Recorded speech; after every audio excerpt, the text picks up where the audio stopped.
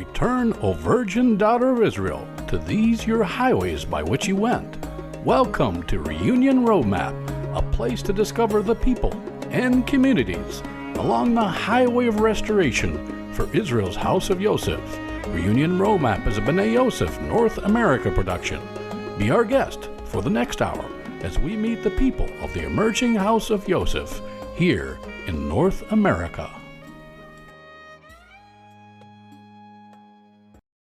Shalom, this is Stefania Pappas with B'nai Yosef North America, and with me is Al McCarn, our Executive Director, and we're going to part 3 in our interview with Revis Daggett. Isn't that right, Al? Yes, we are traveling back to West Texas, to Fort Stockton.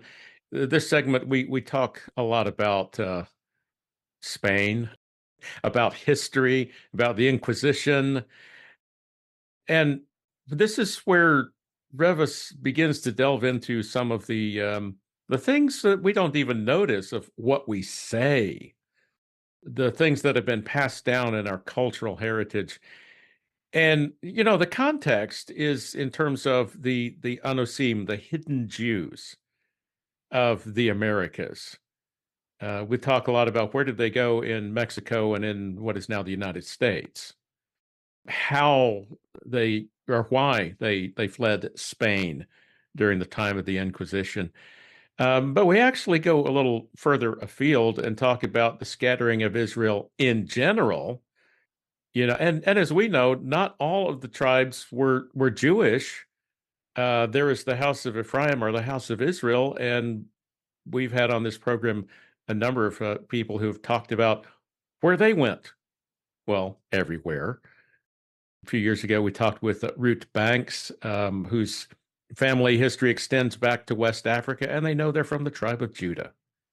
And we talked to Margot Crossing, and I mentioned her many times about the people she has worked with in India, in South Asia, and Central Asia, and even going into China, where there is these traces of Israelite ancestry.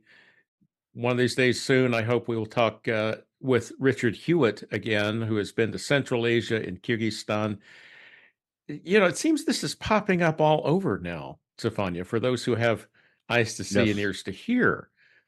Have we come to a point in time where God is at last has said it's time for both houses to be revealed, to the hidden ones as well, who have kept their identity hidden or lost their identity? Are we now at a new place where God is restoring that? I think we are, because we even see with our brother Yehuda, they're starting to beginning to have some level of understanding in this regard as well. And when that happens, that's the two sticks drawing near to one another. Yes. And as Paul says in Romans 11, life from the dead, when the branches that were cut off are grafted in again. It's kind of funny. I was talking with our elder David Jones about this yesterday.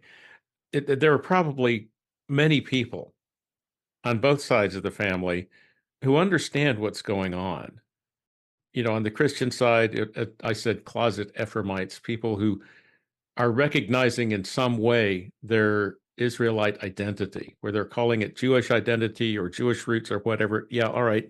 It's still part of the same process, but don't yet know or are not yet free to articulate that and say it plainly. I imagine it's similar on the Jewish side, as they're seeing all these Christians coming to Torah.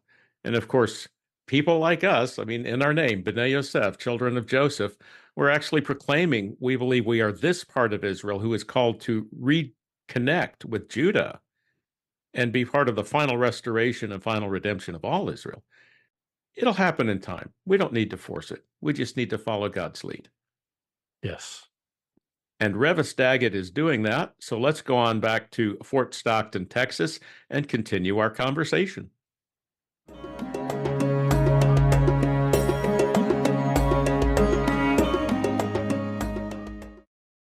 Who was it that was helping Stalin and Hitler? It was Spain. And Spain was the one that was sneaking these bad guys out the back door especially when the war was over and the good guys were trying to capture them and bring them to trial, to justice. But Spain helped them get away. And Spain created a pipeline to get the artwork out and the implements from the temple that so many of the Nazis had and hidden and kept, just like Nebuchadnezzar's son had done. It repeats itself. And Spain has definitely been what an accomplice. An accomplice. Okay. Yeah. Yeah. And scripturally we could call them otherwise, but in legal terms, let's call them an accomplice. Knowing accomplice. Yeah. But in spite of that, yeah, God has his way, because he says in the scriptures, he does not lose track of where the seed of Israel's gone. This is correct. And so the people themselves, most often under these governmental systems, are so genuine and so authentic and so fun and so meaningful. But it's the corruption and the perversion in the hearts of those that, I don't know, I guess climb to higher and lofty places in leadership and then somehow get bitten by pride, by lust, even if lust for power, by whatever it is. And then there's a shift and it's like they start strong arming and controlling. It's like what happened to the heart of a father that you had when you were just, the meter maid in your community, right? Yeah. So it's interesting because I have great friendships with people in varieties of churches all over the world, or temples or synagogues, and when I speak against something, it typically is more what is the beast system, this controlling system of the leadership, not the people whose hearts long to know Father and are being genuine versions of themselves and seeking him. And that's how their mom and dad did it. That's how grandma and grandpa did it. That's how they know to do it. Yeah. Well, okay, so this gets back to your story. Now, Anusim, they are hidden Jews. I mean, and we can, going back to the Inquisition, what the Spanish and the Portuguese and the Church of Rome in that era in the Middle Ages, they said, you're either going to convert to Catholicism and become converts, or you're going...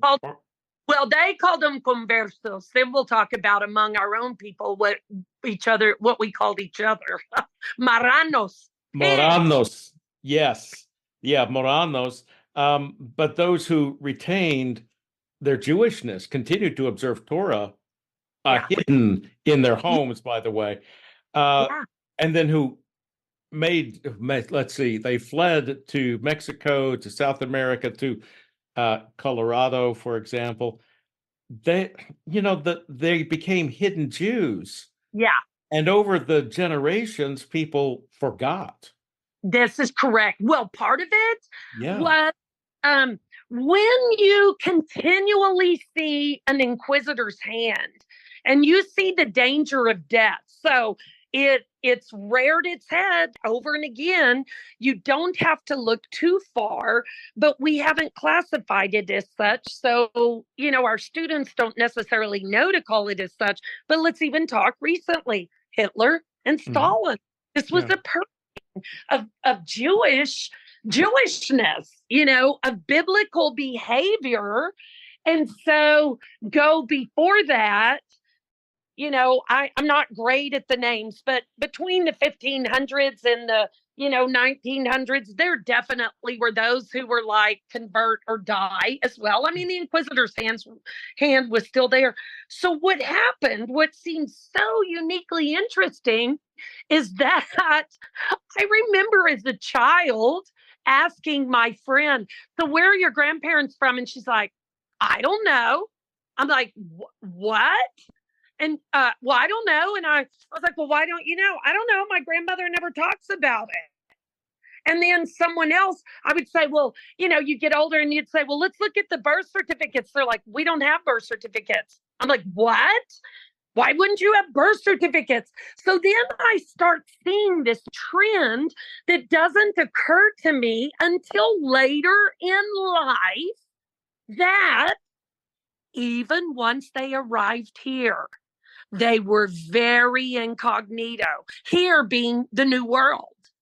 They didn't keep birth certificates, death certificates, marriage certificates, or if they did, grandmother had them hidden very well behind a picture on the wall with the mezuzah that she kissed every day, but the Pope's picture was in front of it. Yeah. So everybody thinks she's a good Catholic kissing the Pope's picture. And then when she passes away and you pull the Pope's picture off, there's actually a mezuzah behind it, or things hidden under the floorboard of the house. I mean, very, very interesting things. And this is being discovered all over New Mexico and Colorado, Texas, Chihuahua, Coahuila. This is one of the reasons I feel so compelled to drive into Mexico, is just to go and then just sense and listen. Sometimes I go with no purpose other than to bear light, to drive a pathway, to try to open up an airway for people to discover who they are or begin to see things and hear things in a new way. So in the end, the other thing that I think of, I speak Spanish fluently. Al, this is very, very peculiar for a Protestant gringa. And I say gringa with all kind of fun. I talk Spanish. Almost all of my friends are Mexican or Hispanic. And they tease me all the time. And my nickname is Güerita, the white one, the little white one, because it's peculiar that no one in my family spoke Spanish. And I started in the 6th and 7th grade teaching myself out of a book, for Pete's sakes. Who that's like a super jock, very like energetic, intelligent, who's locking themselves in their upstairs bedroom and grabbing a book about Spanish and practicing voraciously. And then I will never forget, Al, I was like, reading the Old Testament. I had a voracious appetite for the Old Testament. And I'd be like, this makes me so mad. Why do they call this, Av? And why do they call this, help me with some of the month names that are biblical. Kiev? No. Kislev? No. Well, Yeah. Kislev, let's see, Elul, Nisan, Iyar. Nice. Okay. Mm-hmm. I've not gotten really great where I've memorized them, but I'm like, Father, how come we haven't converted this for me to understand? Because now I'm like, which month is this, etc. Well, thank goodness he didn't listen to my rant and raves, because then years later I've come full circle back and said, oh, well, good. They didn't change those. So we're able to see. But what's very interesting to tie that together, the Spanish that I learned in my small community was considered sort of a corrupted or perverted kind of Spanish, not perverted in a sexual form, but perverted in a linguistic form, right? So when other people heard it that were like educated, they would say, ooh, what is that? I was like, well, that's Spanish. They're like, no, it's not. And I was like, well, it is in my hometown, and they understand it clearly. So do you know, Al, now that I'm in my 50s, and through Del Sanchez and through the voice of the Holy Spirit and searching and digging in historic records, I figured out that the Spanish that I speak fluently is Ladino. It's the very Hebraic form of Spanish. And so that is why I've decided, because of my total fascination with language and how something in our DNA doesn't leave us and we reconnect with it. I have dug and searched. This is why I'm doing the Hebrew at the graduate and doctoral levels, to dig further. And I'm finding so many things that we use in English that the believers among Ephraim, the believers among Judah have carried with them. Just like writing on the wall, you got skin in the game. I'll cut a deal, right? Didn't he cut the animals in half, and down the middle they walked for the covenant. Let's cut a deal. Why would you have to cut a deal? Why couldn't you just make a deal? Isn't it profound, the language we use?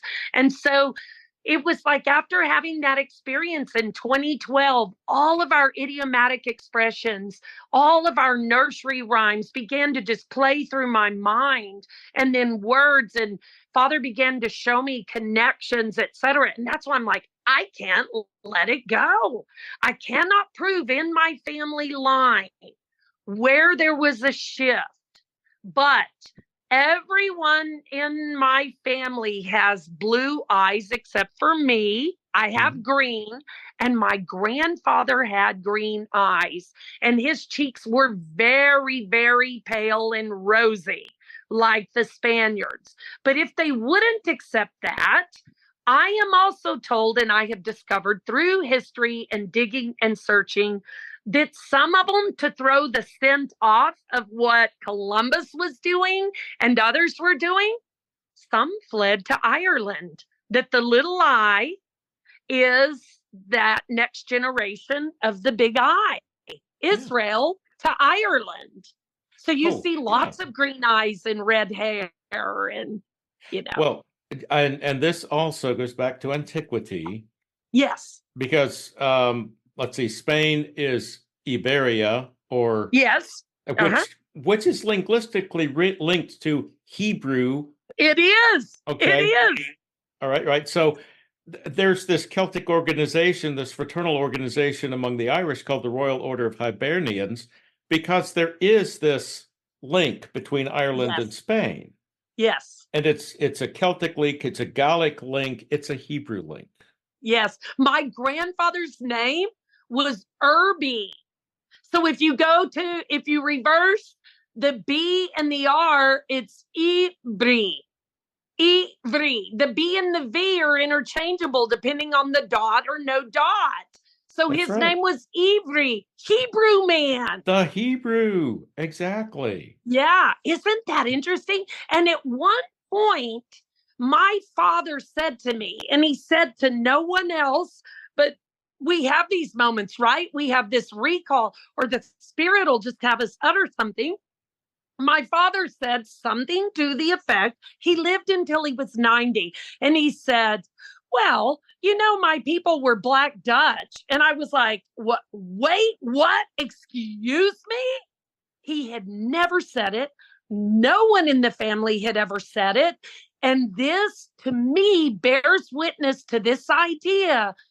Don't ask, don't tell, because the Inquisition will find you.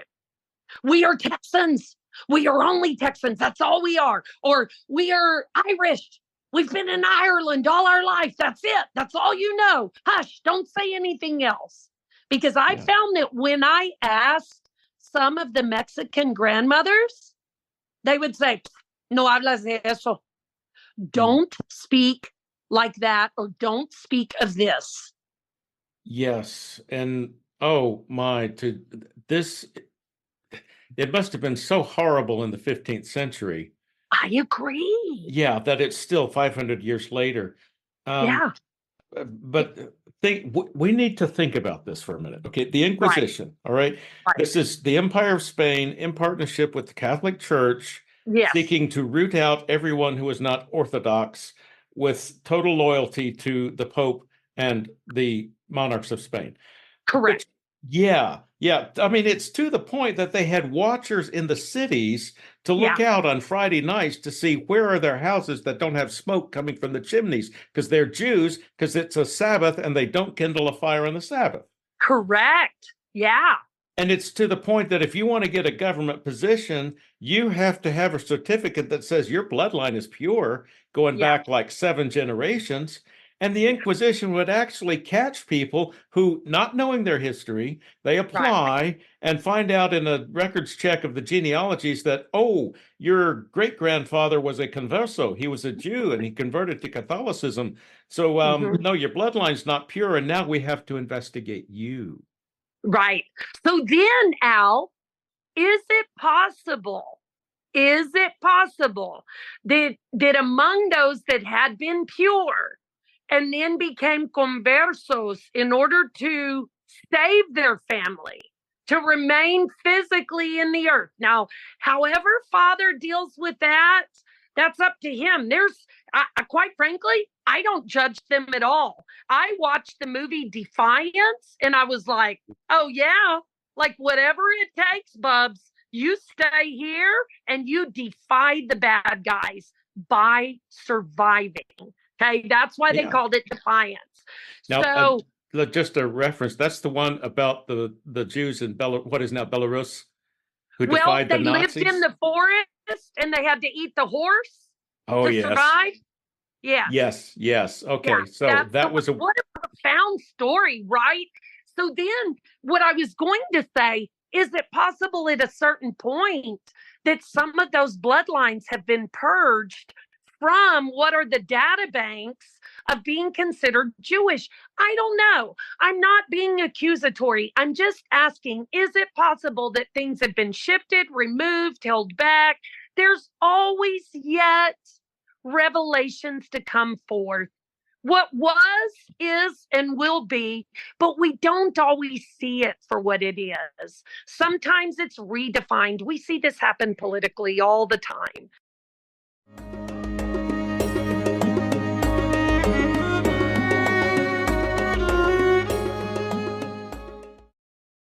Will Spires now shares with us his rendition of Psalm 42.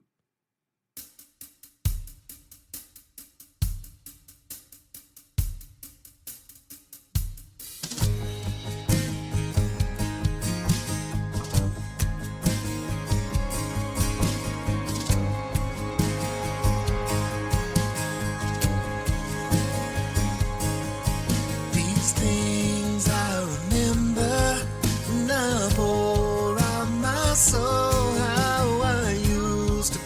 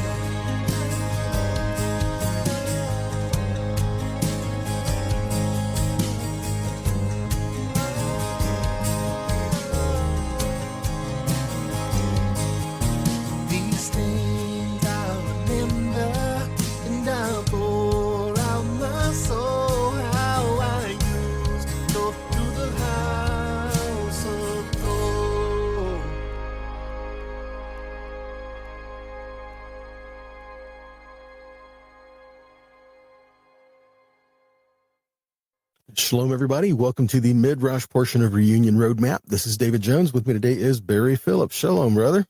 Shalom, David. Good morning. Good morning. As we're recording this morning, I'm looking outside, and it's a beautiful day here in sunny Florida. However, it is summer. Things can change. And that means around 3 o'clock, we're going to get rain, and a lot of it. It's just summer Florida. That's just the way it goes here in Central Florida. You can count it, and it just about a certain time of day, 3 to 5, you're going to get some rain, right? Okay. And so I'm thinking about this. You know, rain. It's like we need the rain. Rain is good. It's not too much rain, so we're not getting flooding, anything like that. But rain it's a good thing. We need the water. We need it. So when you look out and you see the clouds, you got a couple different ways to think about this. You can look at the clouds and say, praise Yah, we need the water, we need the rain. Or you can look at it as an inconvenience and going, oh man, we got rain, you know? Right. But thinking about the whole cloud thing, and then currently, recently rather, reading through the Torah portion for Korach, starting in Numbers chapter 16, made me think about a couple things regarding some clouds and how this is related to people in the scripture. I'm thinking about, I'm kind of reverse back here, what spurred this thought. As we go and we're reading through that portion of Numbers chapter 16, it says that Korach took 250 princes of the assembly, men of renown, men of name, leaders in the assembly, people who knew, people looked up to, and people and they were leading the people, and they did these things. Now, the interesting thing is where it says princes of the assembly, the word there for prince is nasim, which is also the word for clouds.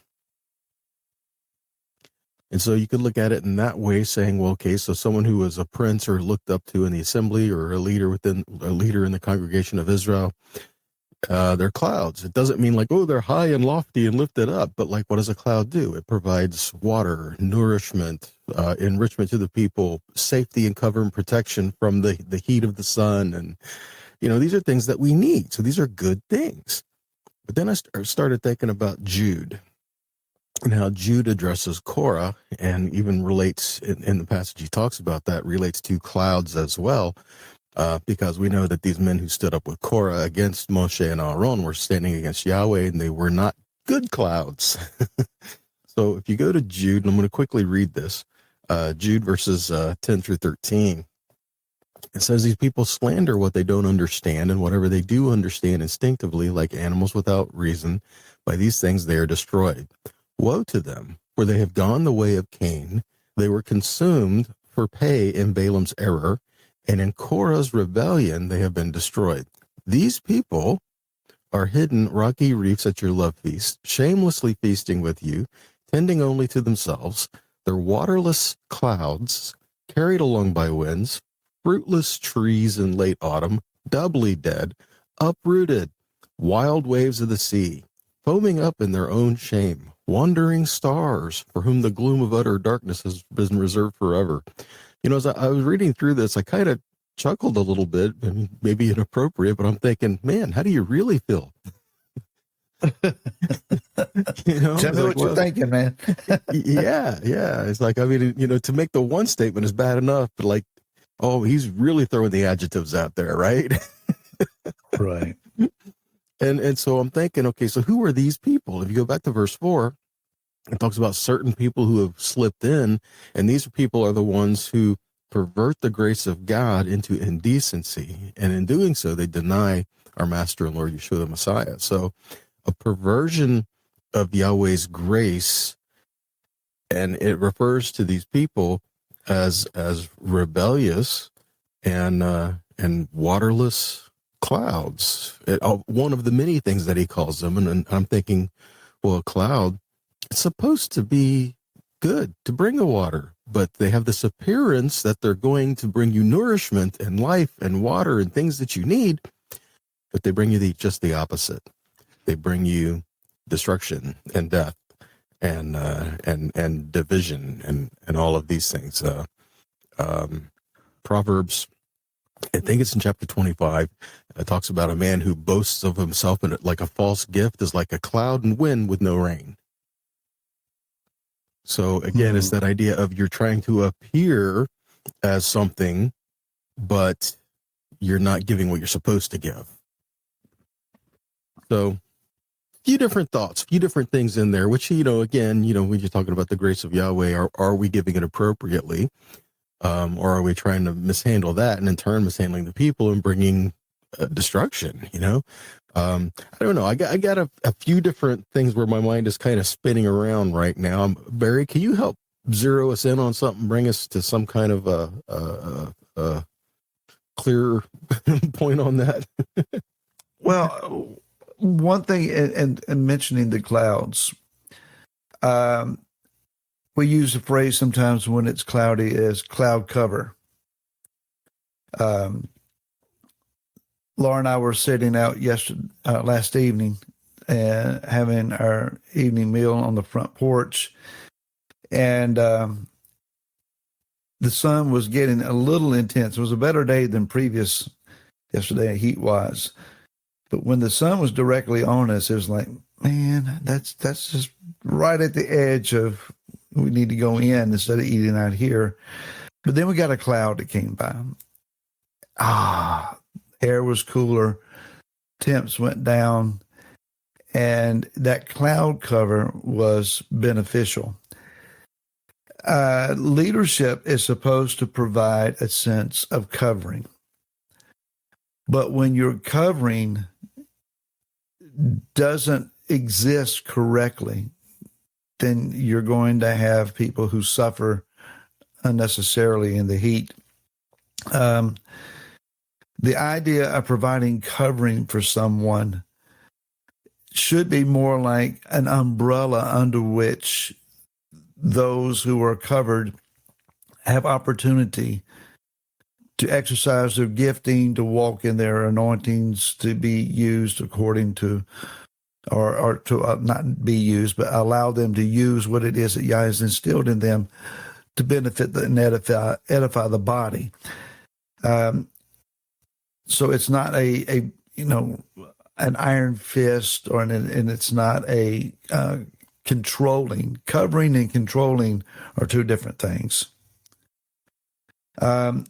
Another thought I had, David, is the three individuals that Jude or Yehuda here mentions in verse 11, Cain, Balaam, and Korach. While they are differentiated a bit, the way of Cain, the delusion of Balaam, the rebellion of Korach, all of these three men had a commonality in this.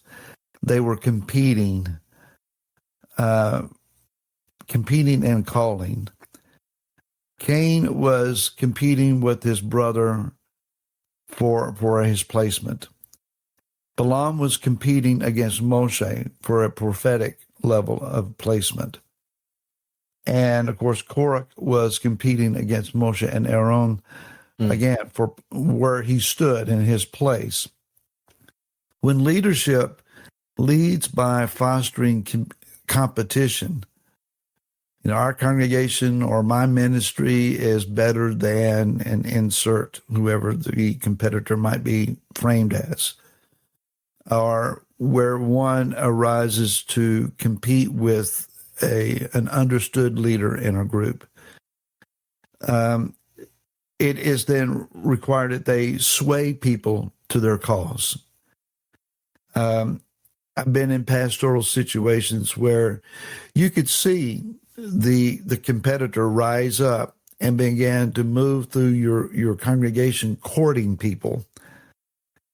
Little hushed conversations, and you see them go to one, and then you see them go to someone else, and then you see them go to a third party, and then you start to notice these individuals' attitudes and demeanor begins to shift and change a bit. You realize, okay, there's an insurrection going on here. There is a competition for pastoral leadership going on here. And that's where you have to call in this waterless cloud and say, you got to stop or go. One of the two. That's one of the most awkward and heart-wrenching situations. You minister and love on somebody, care for them, pray with them, get them through their hardship, and then next thing you know, they're leading a group, trying to form a group against you.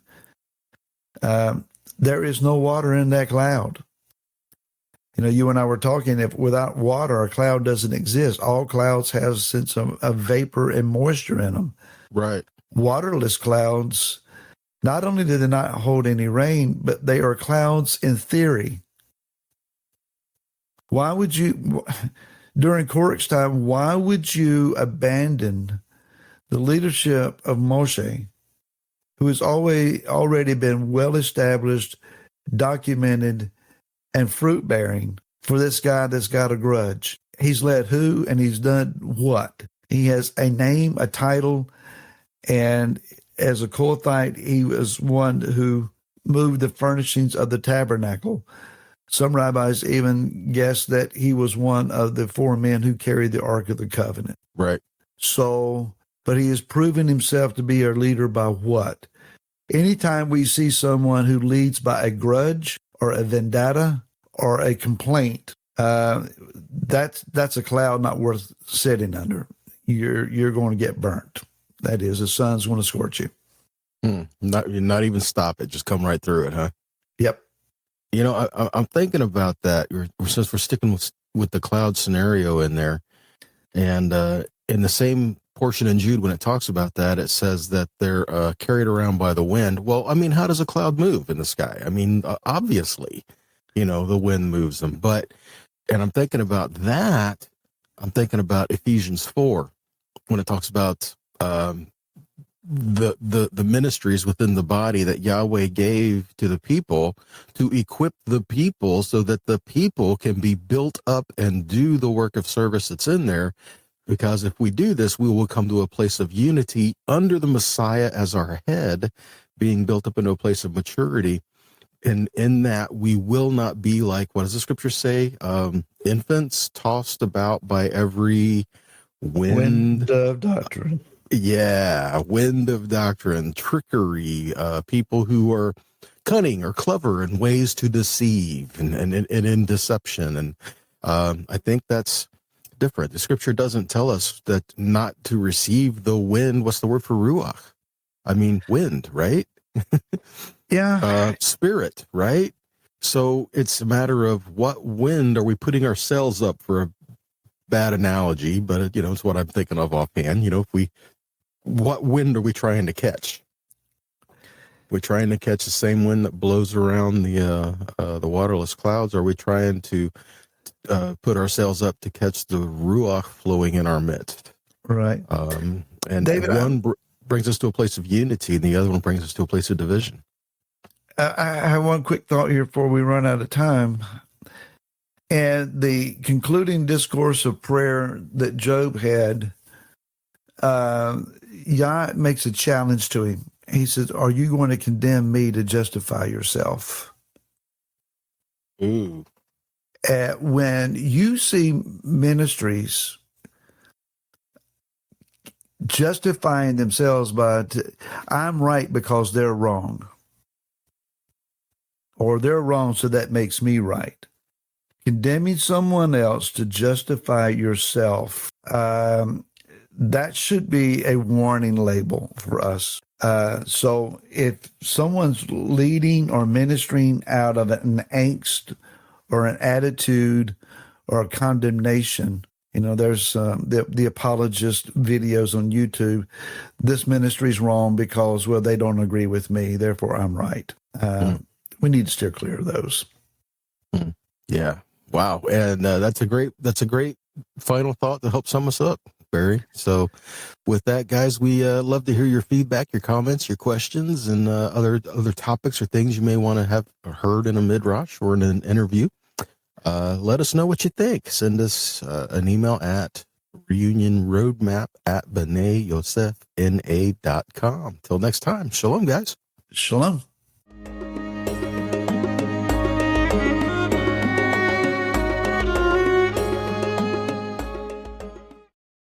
And now, Psalm 1, performed by Will Spires.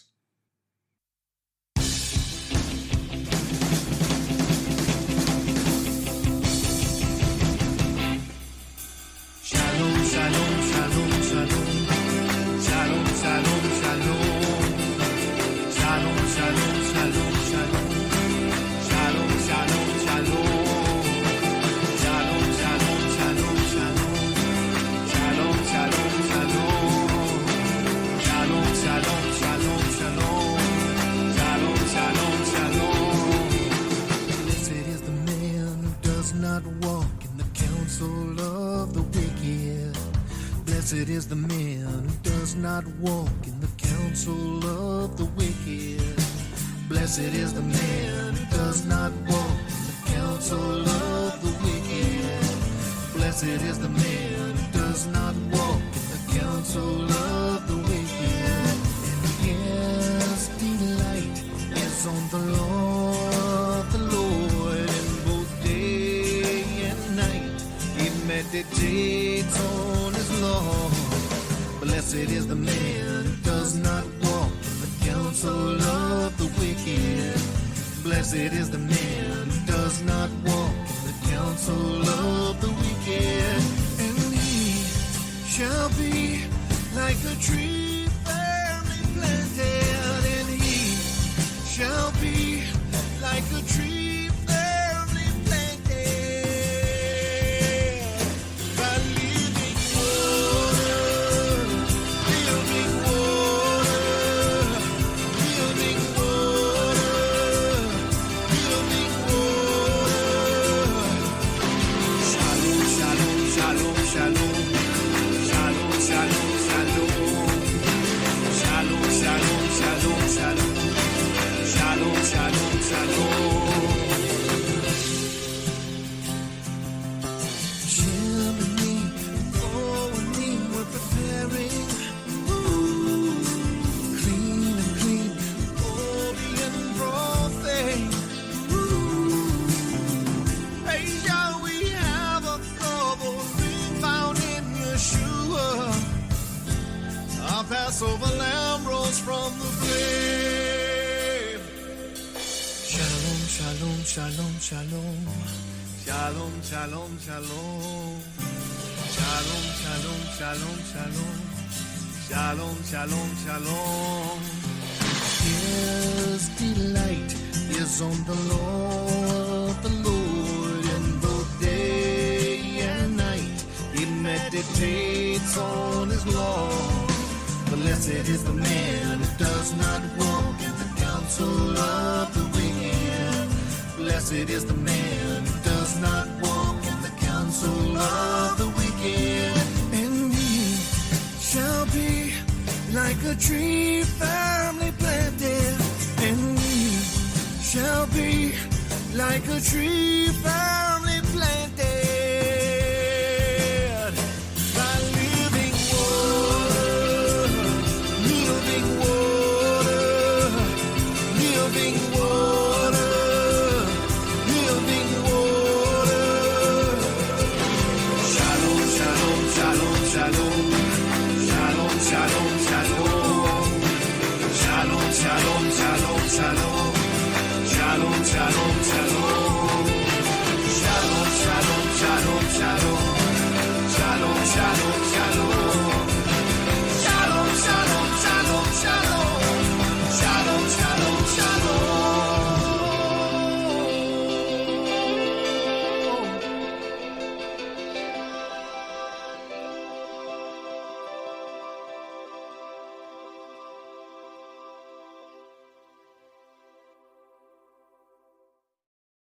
Hey, that was two songs from Will Spires, both taken from the Psalms, Psalm 42 and then Psalm 1.